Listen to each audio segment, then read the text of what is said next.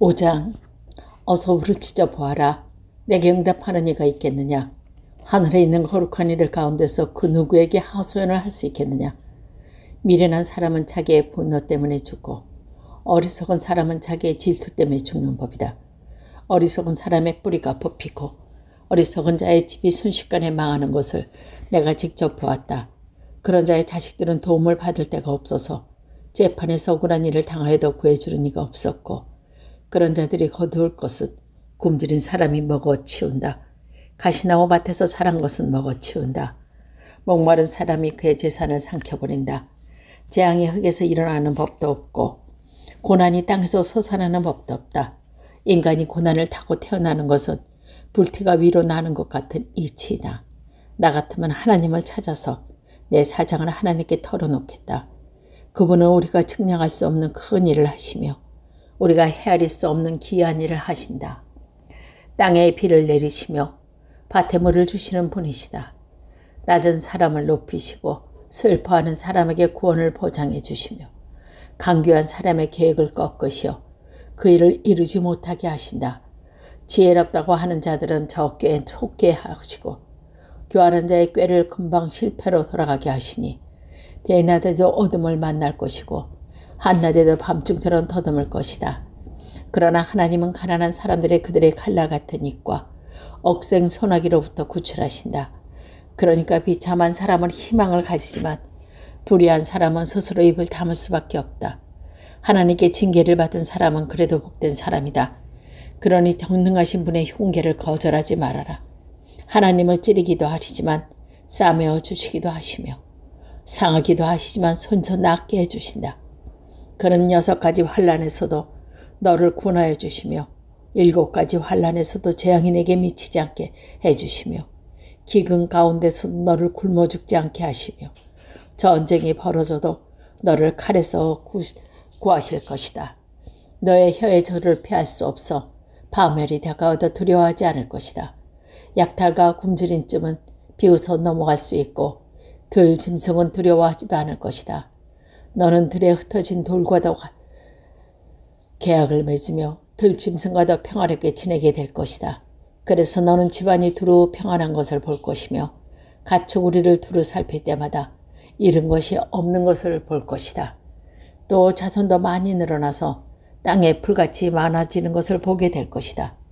때가 되면 곡식단이 타작마당으로 가듯이 너도 장수를 누리다가 수명이 다 차면 무덤으로 돌아갈 것이다. 이것은 우리가 지금까지 살펴본 것이니 틀림없는 사실이다. 부디 잘 듣고 너 스스로를 생각해서라도 명심하길 바란다. 6장. 욥이 대답했다. 내가 겪은 고난을 누구 저울에 달아볼 수 있고 내가 당하는 고통을 모든 저울에 올릴 수가 있다면 틀림없이 바다의 모래보다 더 무거울 것이니 내 말이 거칠었던 것은 이 때문이다. 전능하신 분께서 나를 관역으로 삼고 화살을 쏘시니 내 영혼이 구독을 빤다. 하나님이 나를 몰아치셔서 나를 더럽게 하신다. 풀이 있는데 나귀가 울겠느냐? 꼴이 있는데 소가 울겠느냐? 싱거운 음식을 양념도 치지 않고 먹을 수 있겠느냐? 달걀 흰자위로 무슨 맛으로 먹겠느냐? 그런 것들은 생각만 해도 구역질이 난다. 냄새 숫자가 맡기 싫다. 누가 내 소망을 이루어줄까? 하나님이 내 소원을 이루어 주신다면, 하나님이 나를 부수고 손을 들어 나를 깨우려 주시면 그것이 오히려 내게 위로가 되고 이렇게 무자비한 고통 속에서도 그것이 오히려 내게 기쁨이 될 것이다. 나는 거룩하신 분의 말씀을 거역하지 않는다. 내게 기력이 있어서 더 견뎌내겠느냐? 얼마나 더 살겠느냐? 더 버텨내겠느냐? 내 기력이 돌의 기력이라 되겠느냐? 내 몸이 노쇠라도 되느냐? 나를 도와줄 리가 없지 않느냐? 도움을 구하러 갈 곳은 없지 않느냐? 내가 전능하신 분을 경외하든 말든 내가 이러한 절망 속에서 허덕일 때야말로 친구가 필요한데 친구라는 것은 물에 흩어지다 마르고 말랐다가 흐르는 개울처럼 미덥지 못하고 배신감만 느끼게 하는구나. 얼음이 녹으면 흙탕물이 흐르고 눈이 녹으면 물이 넘쳐 흐르다가 날이 더워지면 쉬 마르고 날이 뜨거워지면 흔적조차 없어지게 많은 개울. 물이 줄줄이 따라서 굽이쳐 흐르다가도 메마른 땅에 이르면 곧 끊어지고 마는 개울. 대마의 대상님도 물을 찾으려 했고 스바의 행인들도 그 개울에 희망을 걸었지만 그들이 거기서 일어서는 실망하게 말았다. 그 개울에 물이 흐르는 것을 기대하는 것은 오히려 부끄럽게 하였다. 너희가 이 개울에 무엇이 다르냐? 너희도 내 몰골을 보고서 두려워서 떨고 있지 않느냐? 내가 너희들을 이거 내놓아라 저거 내놓아라 한 적이 있느냐? 너희의 재산을 떼어서라도 내 목숨 달라고 말한 적이 있느냐? 아니면 원수의 손에서 나를 건져달라고 하길 했느냐? 법군의 세례구부터 나를 속량해달라고 부탁이라도 했느냐? 어디 알아듣게 말 좀 해보아라. 내가 귀 기울여 듣겠다. 내 잘못이 무엇인지 말해보아라. 바른 말은 힘이 있는 법이다. 근데 너희는 무엇을 책망하는 것이냐? 너희는 남의 말을 꼬투리나 잡으려는 것이 아니나 절망에 빠진 사람의 말이란 바람 같을 뿐 아니냐? 너희는 구하라도 제비를 뽑아 노예로 섬기고 이익을 챙길 일이라면 친구라도 서슴지 않고 팔아넘길 자들이다. 내 얼굴 좀 봐라. 내가 얼굴을 맞대고 거짓하겠느냐? 너희는 잘 생각해 보아라. 내가 억울한 일을 당하게 않게 해야 한다. 다시 한 번 더 돌이켜라. 내 정직이 의심받지 않게 해야 한다. 내가 혀를 놀려서 옳지 않은 말을 한 일이라도 있느냐? 내가 입을 벌려서 본별 없이 떠드는 일이 있느냐? 7장. 인생이 땅 위에서 산다는 것이 고된 종살이와 다를 것이 무엇이냐? 그 평생이 봄날에 나갈과 같으냐? 저물기로 몹시 기다리는 종과도 같다. 수고한 사글 애타게 바라보는 풍금과도 같다. 내가 바로 그렇게 여러 달을 헛다 속에 보내었다. 괴로운 밤은 꼬리를 물고 이어간다. 눕기만 하면 어딜까 언제 깰까 마음 졸이며 새벽까지 내내 뒤척거리는구나. 내 몸은 온통 구더기와 먼지로 뒤덮였구나.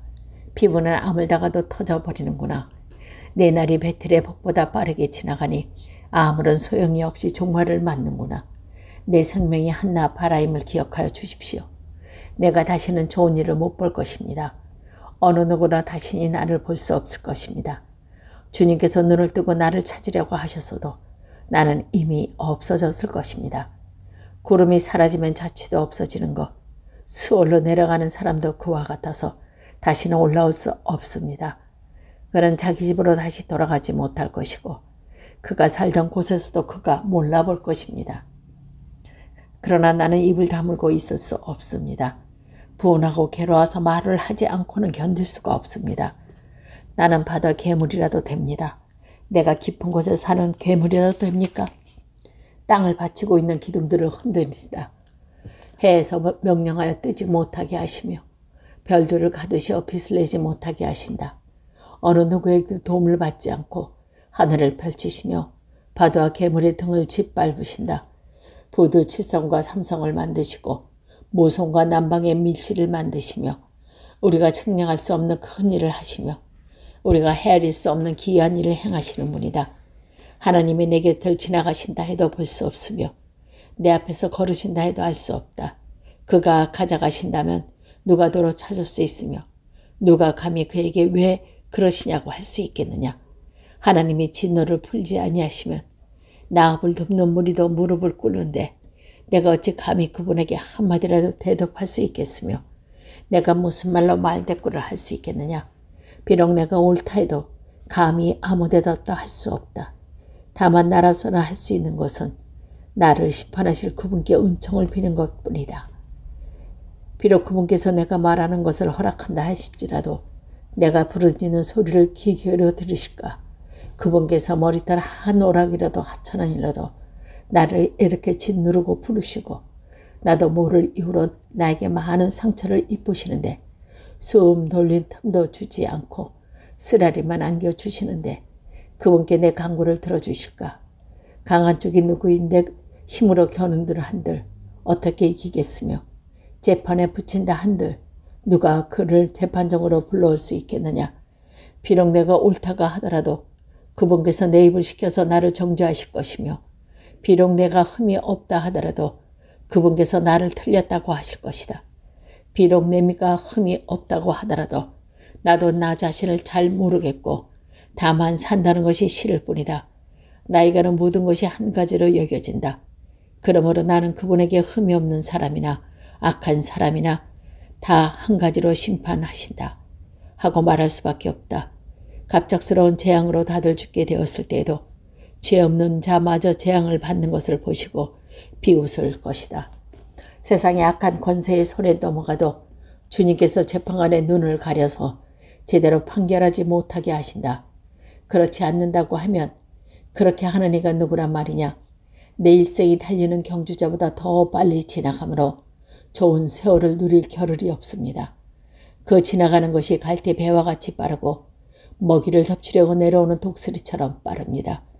온갖 불평도 잊어버리고 슬픈 얼굴을 고쳐서 애써 명랑하게 보이려고 해도 내가 겪는 이 모든 고통이 다만 두렵기만 합니다. 그러나 주님께서 나를 죄 없다고 여기지 않으실 것임을 압니다. 주님께서 나를 정죄하신다면 내가 무엇 때문에 이렇게 애써서 헛된 수고를 해야 합니까? 비록 내가 비누로 몸을 씻고 잿물로 눈을 깨끗이 닦고 주님께서 나를 다시 시궁창에 쳐넣으시니 내 오신들 나를 좋아하겠습니까? 하나님 나와 같은 분이시기만 하여도 내가 그분께 말을 할 수 있으련만 함께 법정에 서서 이 논쟁을 끊을 수 있으련만 우리 둘 사이를 중재할 사람이 없고 하나님과 나 사이를 판결해 줄 사람이 없구나. 내게 소원이 있다면 내가 더 두려워 떨지 않도록 하나님이 채찍을 거두시는 것이다. 그렇게 되면 나는 두려움 없이 말하겠다. 그러나 나 스스로는 그럴 수가 없는 줄을 알고 있다. 10장. 산다는 것이 이렇게 괴로우니 나는 이제 원통함을 참지 않고 다 털어놓고 내 영혼의 괴로움을 다 말하겠다. 내가 하나님께 아뢰겠다. 나를 죄인 취급하지 마십시오. 무슨 일로 나 같은 자와 다투시는지 알려주십시오. 주님께서 손도 맞으신 이 몸은 학대하고 멸시하면서도 악인이 세운 격은 잘 만들게 하시니 그것이 주님께 무슨 유익이라도 됩니까?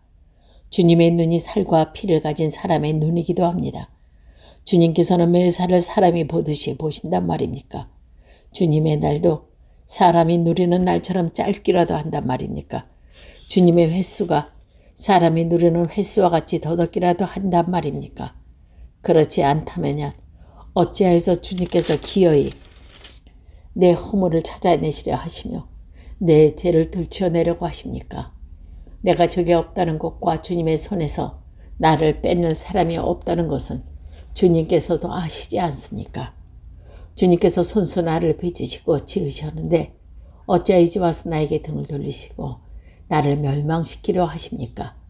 주님께서는 진흙을 빚듯이 몸소 이 몸을 지으셨으므로 기억해 주십시오. 어찌하여 주님께서는 나를 뒷골로 돌아가게 하십니까? 주님께서 내 아버지에게 힘을 주셔서 나를 낳게 하시고 어머니가 나를 품에 안고 젖을 물리게 하셨습니다. 주님께서 살과 기근으로 나를 입히시며 뼈와 근육을 엮어서 내 몸을 만드셨습니다. 주님께서 나에게 생명과 사랑을 주시고 나를 돌보셔서 내 숨결까지 지켜주셨습니다. 그러나 지금 생각해보니 주님께서는 늘 나를 해치실 생각을 몰래 품고 계십니다. 주님께서는 내가 죄를 짓나 안 짓나 지켜보고 계시며 내가 죄를 짓기라도 하면 용서하지 않으실 작정을 하고 계셨습니다. 내가 죄를 짓기만 하면 주님께서는 가차없이 내게 고통을 주시지만 내가 올바른 일을 한다고 해서 주님께서 나를 믿어주시진 않으셨습니다. 그러니 나는 수치를 가득 덮어 쓰고서 고통을 몸으로 겪고 있습니다. 내 일이 잘 되기라도 하면 주님께서 사나운 사자처럼 나를 덮치시고 기적을 일으키면서까지 내게 상처를 주려고 하셨습니다. 주님께서는 번갈아가 내가 불리한 증인을 세우시며 내게 노여움을 키우시고 나를 공격할 계획을 세우셨습니다. 주님께서 번갈아 내게 불리한 증인을 세우시며 내게 노여움을 키우셨습니다. 나를 공격할 계획을 세우셨습니다. 주님께서 나를 이렇게 할 것이라면 왜 나를 모태에서 살아나오게 하셨습니까? 차라리 모태에서 죽어서 사람들의 눈에 띄지는 않았더라면 좋지 않았겠습니까? 생기지도 않은 사람처럼 모태에서 곧바로 무덤으로 내려갔더라면 좋았을 것입니다. 내가 살 날도 이제 얼마 남지 않았습니다. 나를 좀 혼자 있게 내버려 두십시오. 이제 남은 이 기간만이라도 내가 잠시라도 쉴 수 있게 해주십시오. 어둡고 캄캄한 땅으로 내려가면 다시는 돌아오지 못합니다. 그리고 가기 전에 잠시 쉬게 해주십시오. 그 다음은 흑암처럼 깜깜하고 죽음의 그늘이 들어와서 아무런 질서도 없고 빛도 있다 해도 흑암과 같을 뿐입니다.